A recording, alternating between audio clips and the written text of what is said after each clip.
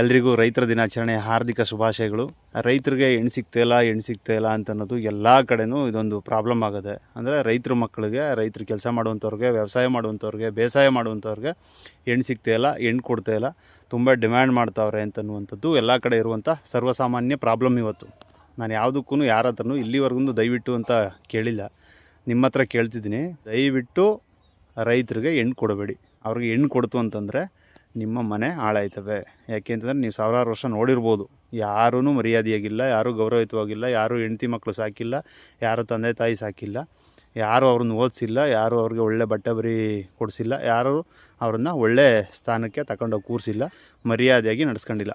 ಅದಕ್ಕೋಸ್ಕರ ರೈತರು ಅಂದರೆ ಇವತ್ತು ದೇಶದಲ್ಲಿ ಅವತ್ತಿನಿಂದನೂ ಅಷ್ಟೇ ಇವತ್ತು ಅಷ್ಟೇ ಒಳ್ಳೆ ಹೆಸರಿಲ್ಲ.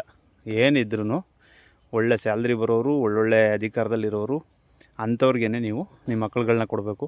ಆವಾಗ ಮಾತ್ರ ನಮ್ಮ ಮನೆ ಆಗಲಿ, ಊರಾಗಲಿ, ಜಿಲ್ಲೆ ಆಗಲಿ, ರಾಜ್ಯ ಆಗಲಿ, ದೇಶ ಆಗಲಿ ಚೆನ್ನಾಗಿರೋದಕ್ಕೆ ಸಾಧ್ಯ. ಇವ್ರಿಗಂತೂ ಯಾವುದೇ ಕಾರಣಕ್ಕೂ ಕೊಡಬೇಡಿ. ಕೊಡ್ತು ಅಂತಂದರೆ ಸಮಾಜ ಹಾಳಾಯ್ತೆ. ಅದೇ ರೀತಿ ನಿಮ್ಮ ಮನೇಲೂ ಯಾರು ನಿಮ್ಮ ಹೆಣ್ಮಕ್ಳನ್ನ ಒಳ್ಳೊಳ್ಳೆ ಅಧಿಕಾರಿಗಳಿಗೆ, ಒಳ್ಳೊಳ್ಳೆ ಬಿಸ್ನೆಸ್ ಮ್ಯಾನ್ಗಳು ಮದುವೆ ಮಾಡಬೇಕು ಅಂತ ಅನ್ಕೋತೀರಿ, ನಿಮ್ಮದೇನು ತಪ್ಪಿಲ್ಲ. ಆದರೆ ನಿಮ್ಮ ಮನೆಗಳಲ್ಲಿ ಒಂದೊಂದು ಗಂಡು ಮಕ್ಳು ಇರ್ತವೆ, ಅವ್ರಿಗೂ ಅಷ್ಟೇ ಯಾವುದೇ ಕಾರಣಕ್ಕೂ ಮದುವೆ ಮಾಡಬೇಡಿ. ಯಾಕೆ ಅಂತಂದರೆ ಅವನು ರೈತನ ಮಗನೇ ಆಗಿರ್ತಾನೆ. ಹಂಗಾಗಿ ಮಾಡಬೇಡಿ. ಈಗ ಅವನು ಮದುವೆ ಮಾಡ್ತು ಅಂತಂದರೆ ಹೆಂಡ್ತಿ ಬರ್ತಾಳೆ, ಸಂಸಾರ ನಡೆಯುತ್ತೆ, ಮಕ್ಕಳು ಮರಿ ಆಯ್ತವೆ, ಮೊಮ್ಮಕ್ಕಳು ಆಯ್ತವೆ, ರೈತನ ಪರಂಪರೆ ಮುಂದುವರ್ಕೊಂಡು ಹೋಗ್ಬಿಡುತ್ತೆ. ರೈತರು ಅಂದರೆ ಅವರು ಕೈಲಾಗದೇ ಇರೋರು, ಮರ್ಯಾದೆ ಇಲ್ಲದೇ ಇರೋರು, ಜೊತೆಗೆ ಜವಾಬ್ದಾರಿ ಇಲ್ಲದೇ ಇರುವಂಥವ್ರು. ಹಂಗಾಗಿ ನಿಮ್ಮ ಮನೆ ಮಗನೂ ಅಷ್ಟೇ. ಯಾಕೆಂದರೆ ನೀವು ರೈತರಾಗಿರೋದ್ರಿಂದ ನಿಮ್ಮ ಮಗನೂ ರೈತರೇ ಆಗಿರ್ತಾನೆ. ಹಂಗಾಗಿ ಅವನಿಗೂ ಕೂಡ ಎಲ್ಲೂ ಹೆಣ್ಣು ತಂದು ಮದುವೆ ಮಾಡಬೇಡಿ. ರೈತರು ಎಕ್ಕುಟ್ಟು ಹೋಗ್ಬೇಕು. ಒಂದು 16 ವರ್ಷ ಆಗುವಷ್ಟರಲ್ಲಿ ರೈತರ ದಿನಾಚರಣೆ ಆಚರಿಸ್ಕೋಕೆ ಒಬ್ಬರೂ ಇರಬಾರ್ದು. ಅದು ನನ್ನ ಕೋರಿಕೆ. ಹಾಗಾಗಿ ಈಗ ಏನು ಮಾಡ್ತೀರಿ, ನೀವು ಒಳ್ಳೆ ಕೆಲಸ ಮಾಡ್ತಿದ್ದೀರಿ.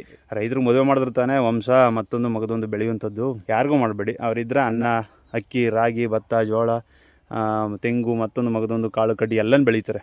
ಅವ್ರು ಇಲ್ಲದೆ ಹೋಗ್ಬಿಟ್ರೆ ಇವೇನು ತಿನ್ನೋಕ್ಕಾಗಲ್ಲ. ಇಲ್ಲಿವರೆಗೂ ಅನ್ನ ಉಣ್ತಿದ್ದೋ ಎಲ್ಲರೂ, ಅಥವಾ ನೀವೂ ಸೇರಿಸಿ. ಇನ್ಮೇಲೆ ಬೇರೆ ಏನೇನಾದ್ರು ನೋಡ್ಕೊಳ್ಳಿ.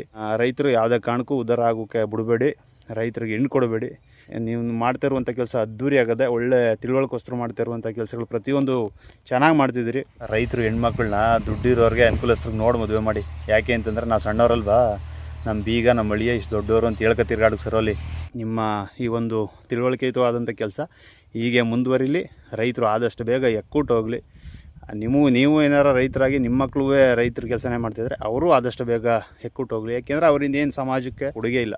ಈಗ ಏನು ಮಾಡ್ತೀರಿ ಅದನ್ನು ಮುಂದುವರ್ಸ್ಕೊಂಡು ಹೋಗಿ ಅಂತ ಹೇಳ್ತಾ, ಪ್ರೇಮ್ ಕುಮಾರ್, ನೇಳಿಕೆರೆ, ಮಂಡ್ಯ.